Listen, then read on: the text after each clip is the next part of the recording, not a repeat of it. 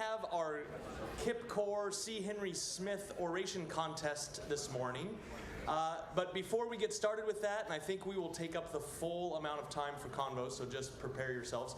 But we have 3 announcements, so come on up and let us know what's going on. Hello. We do not have a slide for this, but we wanted to let you guys know we are the assistants for the art department, and there is going to be an art reception on Thursday from 6 to 8, and this art reception is special because it is the student art exhibit. So it's going to have all of the artwork is drawn from students who took classes in the arts last semester and this semester. So there's a very high chance that some of your friends will have artwork in there, so you should come. And also, big bonus, it is probably going to be combo credit. It is. It is combo credit. So you can get combo credit. Lizzie and I will be scanning people, I think. Yeah. So memorize our faces. We will have the scanners. So there's that. Also, we have a art department Instagram page, and that is... Yeah, okay, so our art department Instagram page is BC_visual arts. And so that will keep you up to date on what's happening in the art world. And another added bonus is that we want to get you guys more engaged in the art world because you guys are obviously making beautiful artwork over here. So if you want to be tagged in our post, feel free to message us and send us your Instagram and what your artwork is, and then we'll tag you guys in it. And so, yay!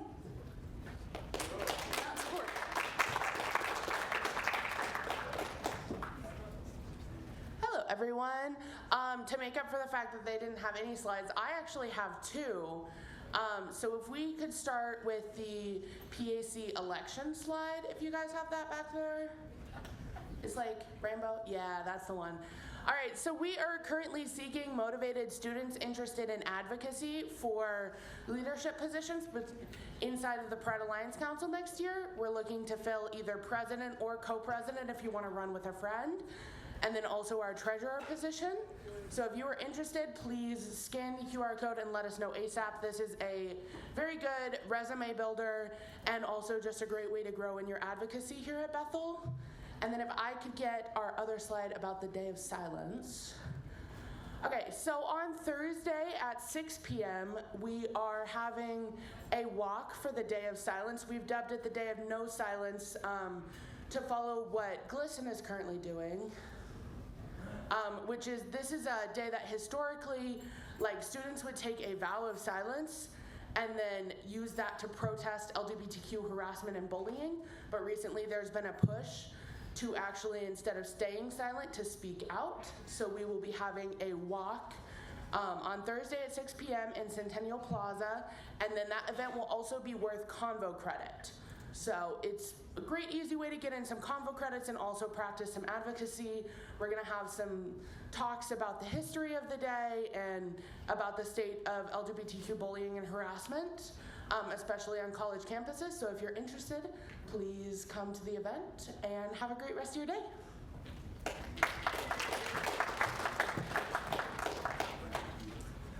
So before we get started, I want to remind you that we have several student speakers today. If you have a need to get up and go use the washroom or take a phone call or something, please strategically plan for that to take place in between speakers, not to get up while somebody is presenting.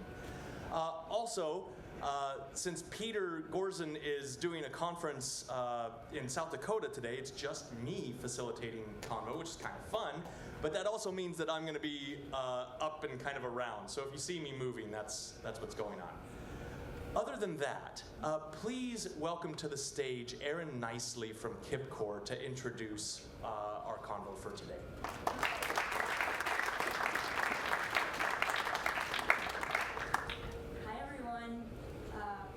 My name is Aaron Nicely. I'm the Director of Education and Training at Kip Corps. And today we are having our finals for the C. Henry Smith Oratorical Contest. C. Henry Smith was a man who was a Mennonite historian, and he was a professor at Goshen College and Bluffton College. And he also spent 1 year here at Bethel College in North Newton, Kansas, right here. He received his bachelor's degree in 1903 from the University of Illinois and his PhD from the University of Chicago in 1907. He was the first known American Mennonite to earn his doctorate and continue in the church. He was a pioneer in the Mennonite historical field and was deeply interested in the Mennonite peace position. So to honor his dedication to peace and the Mennonite tradition, directors of the C. Henry Smith Trust established a peace oratorical contest, and that happened in 1974. Continuing to this day, the C. Henry Smith Oratorical Contest is an annual, bi-national, and intercollegiate contest for students at Anabaptist colleges and universities, and it's administered by the Mennonite Central Committee, or MCC USA. One of those colleges happens to be Bethel College.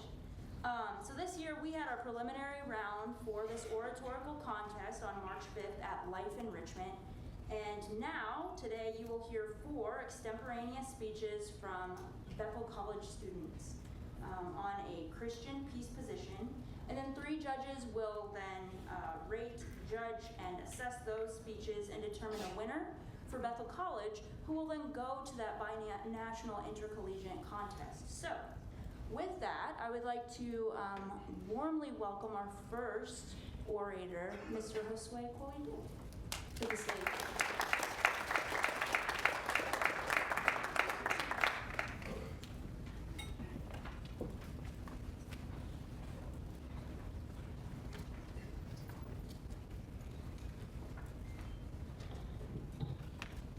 Good morning.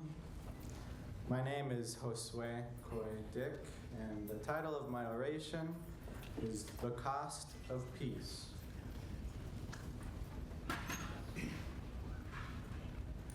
Just about 500 years ago, a Dutch woman named Anna Jantz joined a radical movement of Anabaptists committed to living out their discipleship-driven faith and refraining from the use of violence in times when doing so led to great suffering and even death. On January 23rd, 1539, Anna herself was sentenced to death by drowning. As she prepared to die, she wrote a letter to her son, expressing the core tenets of her faith: care for the poor and the marginalized, and a steadfast commitment to following Jesus. Her letter has been an inspiration to Anabaptists and Mennonites to this day. With this in mind, the story of Anna, the early Anabaptist, and the power of their faith, I want to tell you a second story. A story about Bethel College and its tragic unwillingness to engage in the practices of nonviolence central to its historic Mennonite identity. Bethel College is a small liberal arts school in North Newton, Kansas, founded by Mennonites in 1887. Its uniqueness and identity are tied to its foundational Mennonite roots and values, including nonviolence and justice for the marginalized. These values are evident throughout the college. For example, Bethel's written values include, quote, creative approaches for living harmoniously within a constantly changing world, end quote. Bethel is also affiliated with the Kansas Institute for Peace and Conflict Resolution, located on this campus, which has for decades been committed to the nonviolent resolution of conflict. Bethel also offers many courses on topics of peace building and nonviolence. Even this very oratorical contest is a testament to Bethel's Mennonite roots and values. Over the last few decades, however, Bethel has struggled to retain its Mennonite identity. Bethel's leadership has not known how to draw on the richness of the Mennonite traditions in ways that add value to the educational experience of an increasingly diverse student body. The trend away from Bethel's Mennonite roots took a dramatic step further last August when the administration initiated a policy of unscheduled police patrols in public spaces on campus, including within buildings. It did so without notification, and when students realized and asked the reason for this change, safety became the institution's #1 answer. Statistically, however, there had been no significant increase in violent crime, and Bethel didn't claim that there was. Rather, it said that the types of nonviolent misbehavior found at Bethel and other college campuses around the country and for generations, including marijuana use and exploring campus catwalks, now merited an immediate police presence in the form of campus patrols. Bethel chose to accept a premise prevalent across the U.S. that says that police presence is generally beneficial, even necessary, to defend peace and safety. The prevalence of this claim is attested to by the fact that according to the Vera Institute, in 2020, someone was arrested in this country every 3 seconds. 1 in every 2 black men are arrested at least once before age 23. In 2020, police budgets across the nation added up to a total of $115 billion. As the default solution for a broad range of safety concerns, as much as 80% of arrests in a given year are for nonviolent, non-serious charges. In a country that is over-policed, Bethel chose the easy path, the path of least resistance, when it turned to police patrols as a front line for protecting itself and its students. The problem with this is that policing conflicts with the very core of what it means to be an institution rooted in Mennonite values and community. From its origins as a slave patrol, the system of U.S. policing is built on violence. Police academies, which graduate every police officer in the United States, including those in the North Newton Police Department, teach cadets that they live in a violent world and should respond in kind. That's according to Dr. Samantha J. Simon, an expert on police, who in 2018 participated in and observed 4 major police academies. Violence was at the core of their training.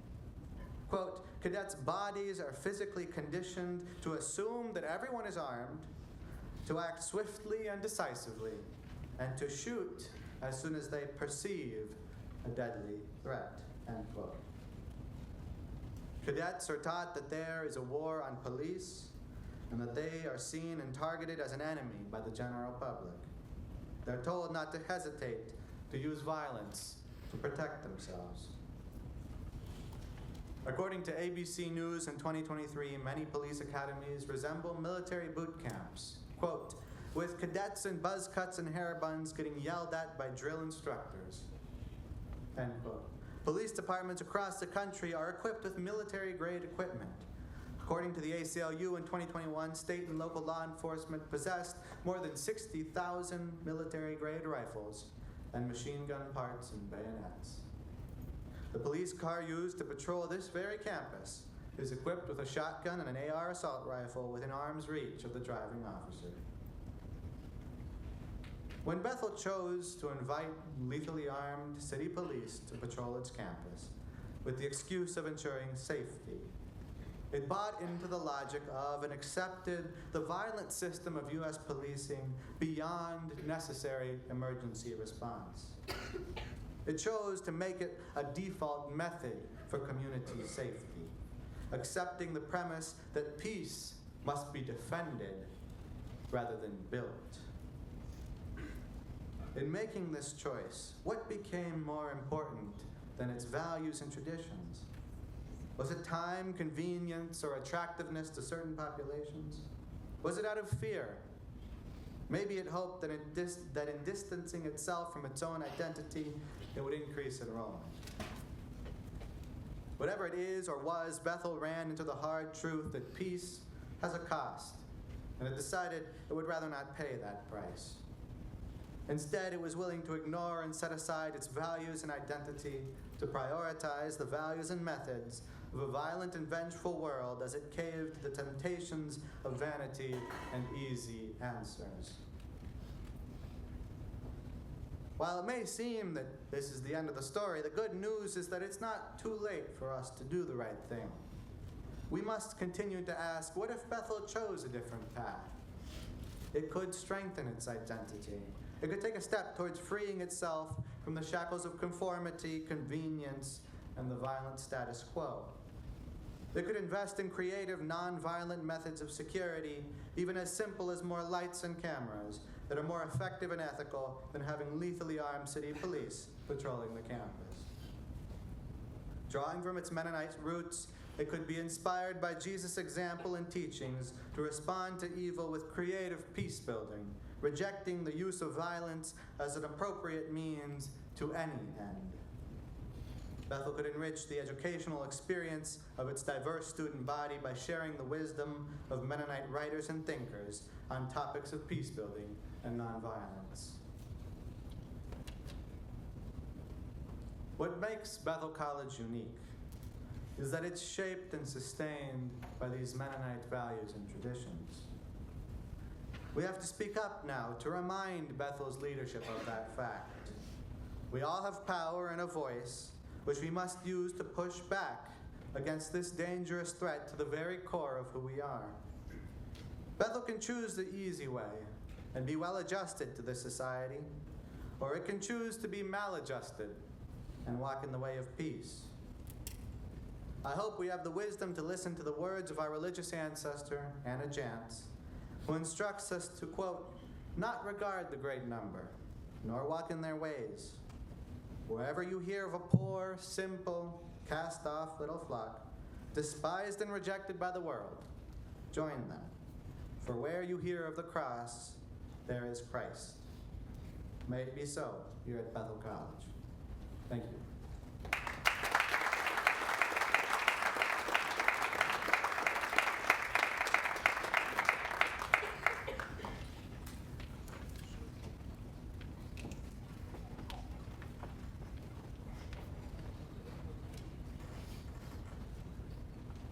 Good morning. My name is Peyton Bowler, and the title of my oration is Islam, the Peacemaker. On April 18th, 2018, 3 far-right men were convicted on 1 count of conspiracy to use a weapon of mass destruction and 1 count of conspiracy to violate the housing rights of their intended victims. Their plan was to detonate a series of bombs at the 4 corners of an apartment complex housing Somali Muslim refugees in Garden City, Kansas. Extremist bigotry is never far away. Cultural extremism often sparks misunderstandings and ultimately religious violence. Growing up in a conservative town, I heard constant talk about Muslim extremism. 9/11, never forget. Later in my teens, ISIS took the place of Al-Qaeda as the prominent terrorist organization. The environment I grew up in, conservative, media-fed, and lacking real exposure, probably wasn't that different from what these 3 men experienced. The difference? I didn't let hate and ignorance poison my heart. My exposure to Islam was limited. School lessons, news coverages, and election-fueled fear campaigns spread all over Facebook. That is, until the summer of my junior year. The summer of 2017, I met Musa. Musa was born in Kenya. His father joined the U.S. military upon arrival in the United States. And before long, Musa became my best friend. And since, Musa and I have ruthlessly broken down the stereotypes each of us possessed about the other's cultures, religion, and race. To Musa and me, our weekends playing FIFA and traveling around Minnesota were cool. Simple as that. Little did we know, this one friendship would shape the rest of our lives.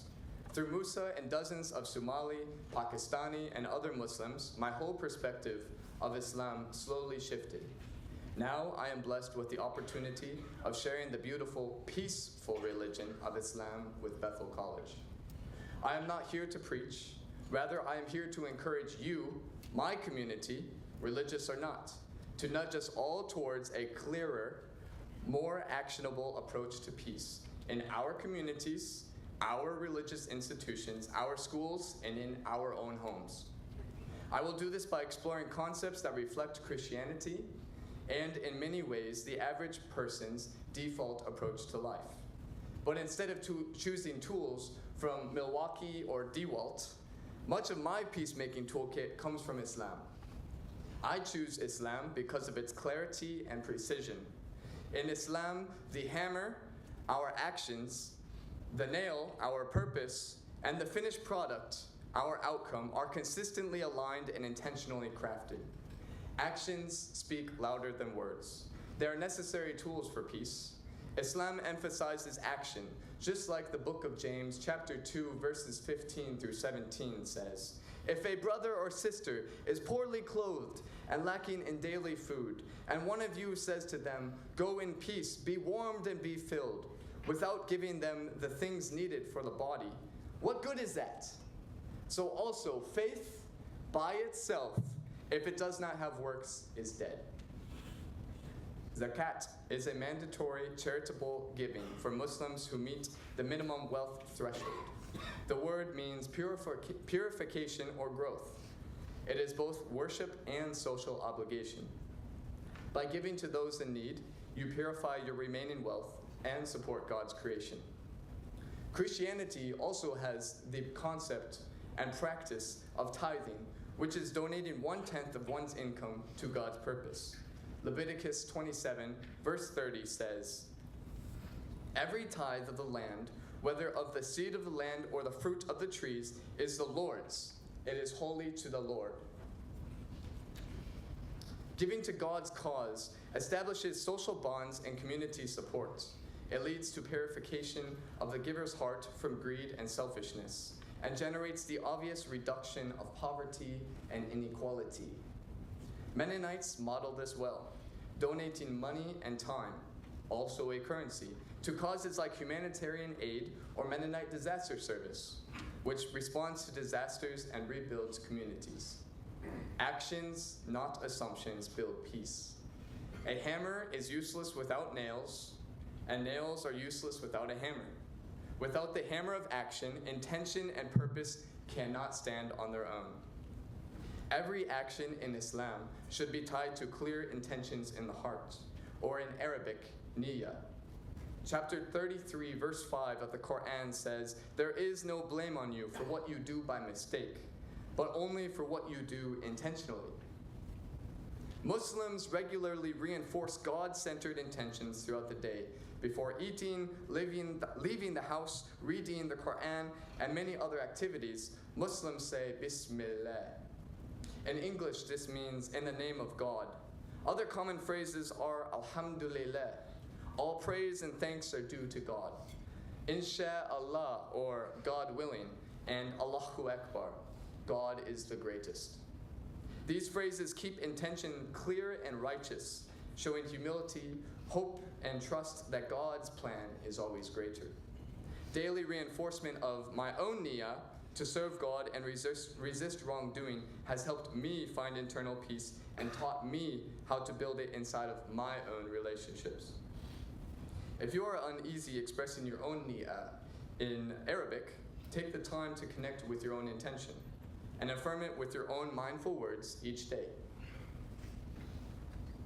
Now we arrive at the final product, our completed structure, built using the tools of a very popular brand.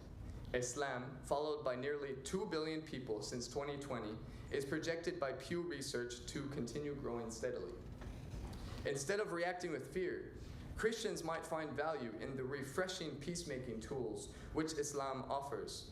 Both Muslims and Christians can learn from one another, upgrading each other's toolkits with ideas rooted in compassion, intention, and action. The alternative to a proactive, organized life is one that is reactive and disordered. A toolbox filled with destructive tools like fear, tribalism, and nationalism. Before I discovered and implemented the tools I've shared today, I lived with unchecked confidence, thinking I knew everything. But God, in His mercy, handed me a bitter but necessary humility pill. I've since realized I know nothing.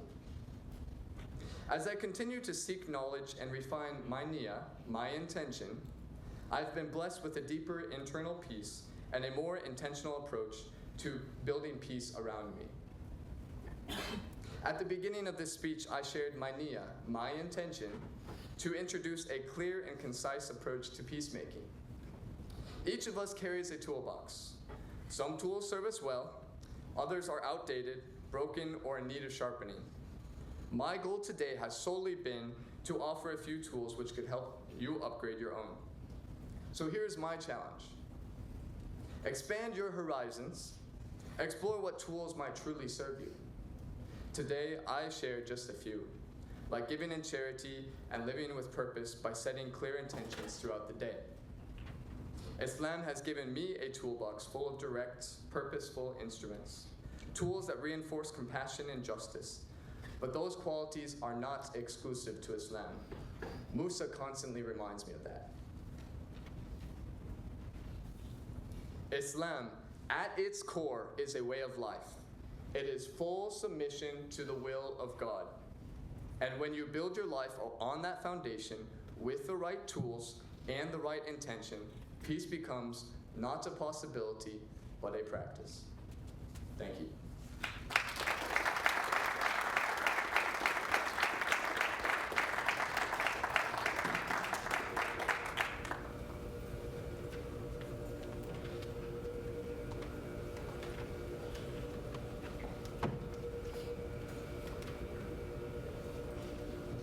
Howdy, howdy.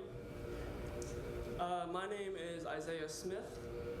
I'm a junior, and the title of my oration is Fighting Against White Christian Nationalism.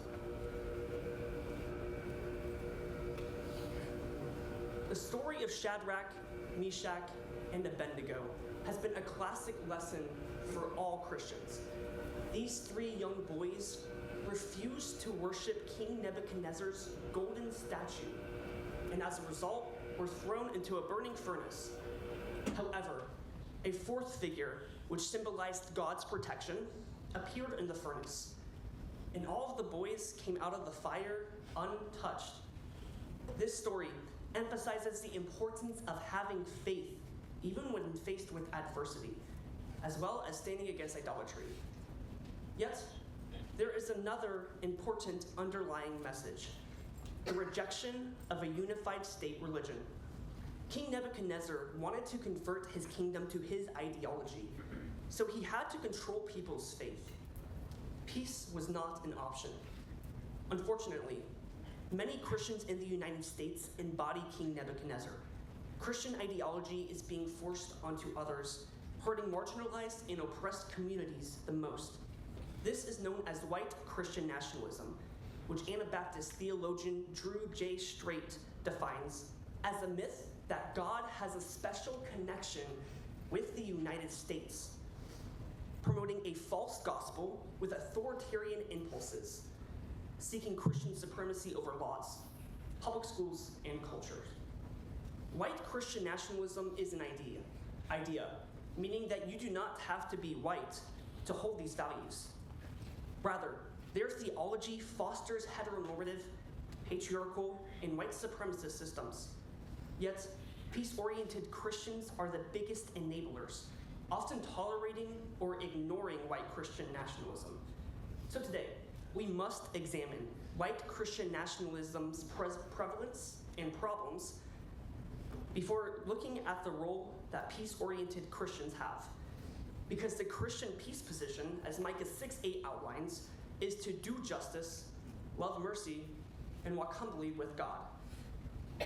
Before Nebuchadnezzar, his father Nabopolassar ruled Babylon. Nabopolassar was not described as a dictator, but he was powerful and greedy. Although these traits were common among kings, they influenced Nebuchadnezzar to be tyrannical. Similarly, white Christian nationalism might seem small and normal, but it spreads and harms others rapidly. Therefore, we must look at the threat of white Christian nationalism through first, its prevalence, and second, Donald Trump. First, it may appear like white Christian nationalism is abnormal, but as the Public Religious Research Institute in August of 2024 found, 2/3 of the US population identify as Christian, and 1/3 of them hold white Christian nationalistic beliefs. These beliefs are harmful and prevalent today. For example, currently teachers in Oklahoma could lose their teaching license if they do not teach the Bible or the Ten Commandments. Additionally, white Christian nationalism has been historically used to justify theft and violence against marginalized communities. For instance, the 11th century Crusades, the Spanish Inquisition, and the doctrine of discovery all legally allowed for Christians to assimilate, steal from, and murder non-Christians, resulting in millions of deaths and full cultures erased. Second, just 5 days before President Donald Trump took office, historian and author Kristen Cobes-Dumez predicted that Trump would embolden, empower, and institutionalize white Christian nationalism. And Dumez was right, as Trump within the first 3 months of his presidency has signed countless executive orders promoting white Christian nationalism. For example, on February 6th of this year, Trump signed an executive order to establish a task force to eradicate anti-Christian behavior bias, which legally allows the Trump administration to defund and prosecute states, companies, and tribal governments who have, quote, un-Christian policies. Just yesterday, Trump made it clear that the United States is a Christian nation, as he said, quote, "We pray that America will achieve a future that reflects the truth, beauty, and goodness of Christ's eternal kingdom in heaven." Our president is actively attempting to convert America into a Christian nation, and he's not even trying to hide it. King Nebuchadnezzar craved power and wealth. He openly defied God and forced his subjects to praise him, thinking only of himself. Similarly, the actions proposed by white Christian nationalists disproportionately harms underprivileged groups, particularly Black and Indigenous women of color, and impose Christian ideals on everyone without compromise, posing a significant threat to our democracy. This leads us to two problems. First, lack of research, and second, political influence. First, a majority of white Christian nationalists genuinely believe that they are fulfilling God's wishes. Many point to Matthew 28:19 to rationalize the integration of Christian beliefs into a society, where it says, "Go therefore and make disciples of all nations, baptizing them in the name of the Father, the Son, and the Holy Spirit." Additionally, white Christian nationalists often cherry-pick a Bible verses to justify bigoted beliefs, without recognizing or researching the context behind them. For instance, Ephesians 5:22-24 is often cited to support male dominance, as it states that wives should obey and submit to their husbands. However, they might ignore the 9 verses afterwards, which talks about how husbands should love and treat their wives like Jesus would. Theologians Andrew Whitehead and Samuel Perry explain in their book, Taking America Back for God, that white Christian nationalists are often religiously disconnected, lean toward heterodoxy, and are at odds with biblical values like hospitality, peace and justice, and neighborly love.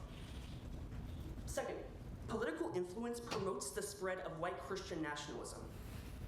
With the Republican and Democratic parties being so polarized, identifying as a Christian is viewed as being same as a Republican. Vice versa, being a Democrat is viewed as being an atheist. Trump furthers this notion during the National Prayer Breakfast gathering on February 6th, saying, quote, "The opposing side, they oppose religion. They oppose God."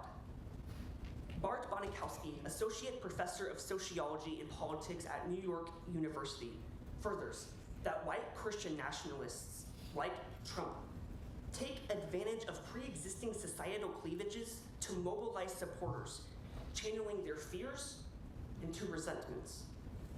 Stereotyping Republicans as Christians and Democrats as anti-God encourages and normalizes Christians to support white Christian nationalism. Shadrach, Meshach, and Abednego, in the face of death, refused to bow down in praise of false god. These three young men demonstrated what practicing peace looks like. Standing up for what is right for everybody. Too many peace-oriented Christians oppose white Christian nationalism, but make no effort to prevent it. Therefore, peace-oriented Christians must actively practice shalom by disarming white Christian nationalism. There are two crucial ways to do this. First, educating, and second, disrupting the status quo. First, educating ourselves and others about white Christian nationalism is vital. Executive Director of ACLU, South Carolina, Jace Woodrum, explains how to spot Christian nationalism with three components. First, the belief in a Christian nation. Second, using the Bible to legally determine what is right and wrong. And third, rejects religious freedom for a Christian government. Following these components, you might be surprised to see how many people support white Christian nationalism. And those people might be surprised too. Thus, peace-oriented Christians should educate and engage in meaningful dialogue with white Christian nationalists. This is peace. And second, peace-oriented Christians must disrupt white Christian nationalism. Being a pacifist does not mean being passive. Heather Plett, a queer author and theologian, explains that pacifists serves peace and avoids violence, but are not afraid to disrupt the status quo, whereas passiveness allows violence to persist. Many peace-oriented Christians, especially those who are male and white, are privileged enough to just ignore white Christian nationalism. However, as Proverbs 31, 8 through 9 reminds us, that Christians need to speak up for people who do not have a voice. Whether that's demonstrations, protests, or speaking to legislators, stand up for people of color, the LGBTQ+ community, disabled people, indigenous communities, women's rights, and immigrants. With me, I have a QR code that if you scan it, it'll take you to a website called Christians Against Christian Nationalism, where it will give you resources to fight against and advocate against white Christian nationalism, locally and nationally. It's on the board right there, and I also have a physical copy if you want it after the speech in the lobby.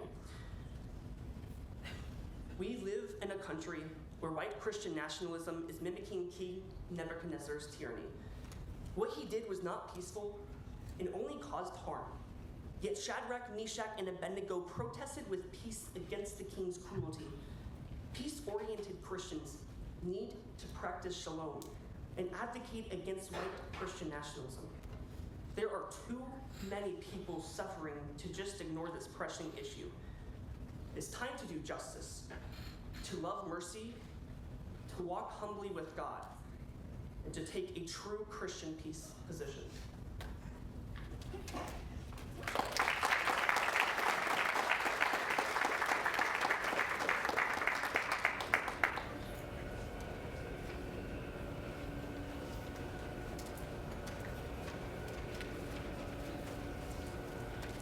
Good morning. My name is Lindsay Young. The title of my oration is Shalom, What Jesus Would Do. Shalom is best understood as a state of holistic peace, in which all intricate parts of life align in harmony, justice, and completeness. Shalom isn't just an idea, it's what Jesus practiced. It calls us to act, to heal, and to restore. I left the church in 2020. I had grown up learning and hearing about the love of God, but did not grow up in a church that was committed and dedicated to serving God and others. This discrepancy between the life that the church claimed to live and the life that it was actively living left me disillusioned. For 3 years, I dedicated time to dismantling my faith and challenging these oppressive ideologies that I was influenced to believe. Thankfully, I've been fortunate enough to attend Bethel College, where I've been emboldened not only to explore this period of deconstruction, but to begin the process of restoration. It was in this community that I was first introduced to this idea of shalom, a peace that requires action rather than silence. My introduction to shalom challenged my beliefs around peacekeeping and reaffirmed my previous frustrations with the church body. Peacekeeping, as it is currently practiced, is not peace. It's avoidance. It delays difficult conversations that we must have if we truly desire change. Rather than fostering dialogue and unity, this version of peacekeeping has allowed for marginalized voices to go unheard and communities to remain divided. To claim that one lives in peace is to suggest a state of harmony, tranquility, and wholeness, the existence free from conflict. But can any of us sincerely make that claim? There is conflict among nations, within cities, between neighbors, and internally with each and every one of us. While we may experience moments of peace in our personal lives, we cannot ignore the persistent injustices embedded within the systems that shape our daily realities. These systems, built on inequality, racism, sexism, and exclusion, propagate conflict that no silence or surface-level unity can abolish. This is why the church body must move beyond its current conceptualization of peacekeeping and step into a role of peace building. We can no longer avoid conflict. We must engage with it.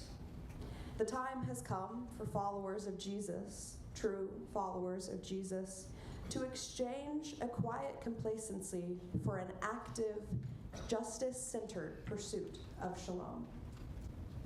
To practice shalom, we must act in three ways. First, through confession and repentance. We must acknowledge the ways that we have caused harm and remained silent. Second, through education and transformation. We must continue to commit to learning about injustice and then reshape our churches and institutions accordingly. Finally, through solidarity and advocacy, we must stand alongside the marginalized and challenge these oppressive systems with courage and hope. Shalom is not made up of one-time actions, but rather it is a daily commitment to intentional practices. And they begin with the willingness to see clearly, to see the injustices around us, the needs of our communities, and to acknowledge the responsibility that as people of faith, we must carry. This clarity demands courage. Have we become so content in our individual lives that we are unwilling to listen to the voices around us? Have we gotten so comfortable in our own individual livelihoods that we are willing to normalize our own complacency with these unjust systems? Have we forgotten what it means to seek justice, to seek shalom? At its core, shalom describes a complex, interwoven whole, where every intricate part fits together in harmony to create true completeness. So I ask, are we, as God's children, complete without Black, Indigenous, and other peoples of color? Are we complete without the LGBTQIA+ community? Are we complete without immigrants? Are we complete when 36.8 million of our neighbors are living below the poverty line? Are we complete when we restrict access to health care for women and members of the trans community? Does denying others the basic human rights granted to them by the same God that we claim to serve create shalom? My belief in Jesus and the covenant that his death made possible tells me that the answer is no. Despite the disturbing amount of hate still spoken in God's name by false prophets, There are many followers of Jesus who are working to bring shalom to earth. I would argue that many people wanting to apply Christian peace theology to their daily lives are already doing so in some way. But it is not enough. We must do more. We must confront and dismantle our own prejudices. We must commit to creating authentic communities, to sharing resources, and to uplifting those around us. We must raise our voices against the unconstitutional and ungodly decisions that are being made in both our state and federal governments. Most importantly, we must remember and affirm this truth. All people are God's children. Applying Christian peace theology to today's world will not be easy.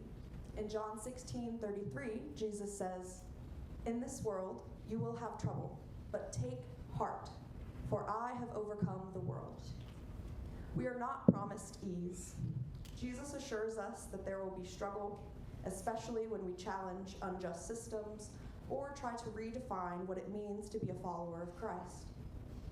According to data collected by Arizona Christian University, in the past 30 years, the number of Americans that identify as Christian has fallen from 86% in 1991 to a mere 46% as of 2021.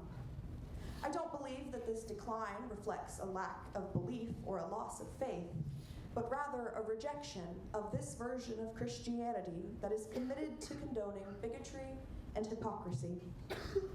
When 72% of voters in the 2024 election self-identify as Christian, and then 56% of those voters supported a political party that is actively working to oppress the working class, people of color, women, the LGBTQIA+ community, and immigrants, it is time to admit that we as Christians have a problem.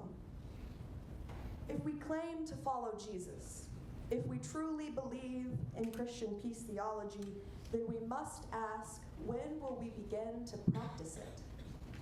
We must begin to consciously implement this idea of shalom at home, in our churches, in our nations, and in our communities.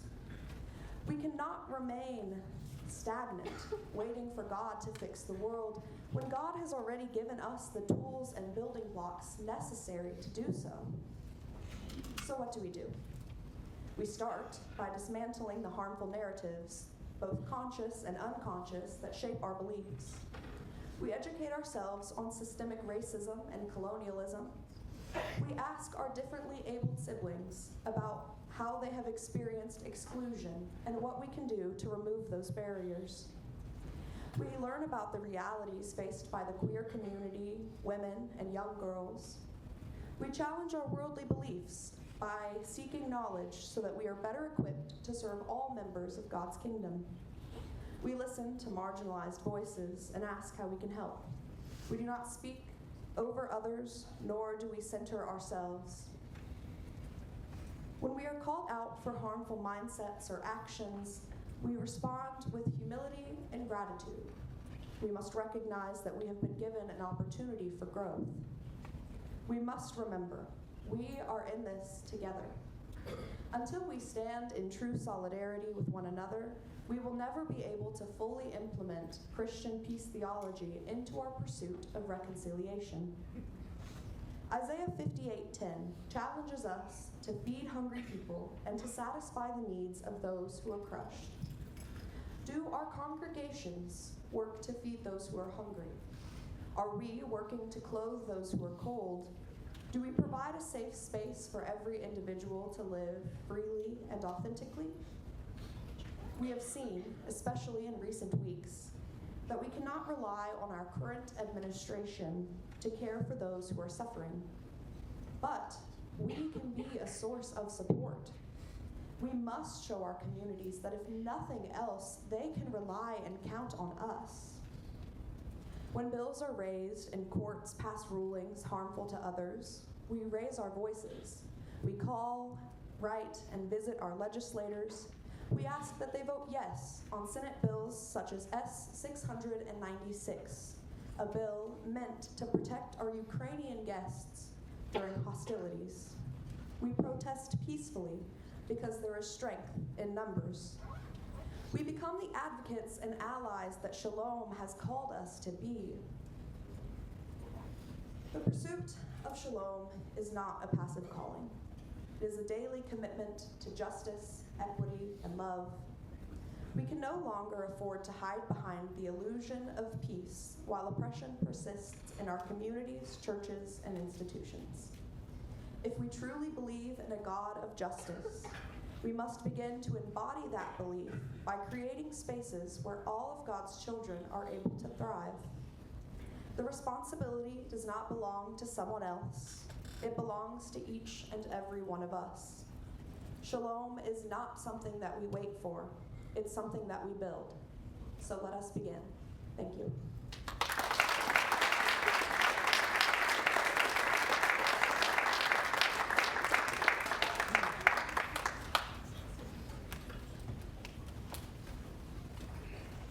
Thank you, presenters. Could the Convo assistants please get scanners ready? While they are preparing and coming down to the front, please join me in thanking the presenters one last time.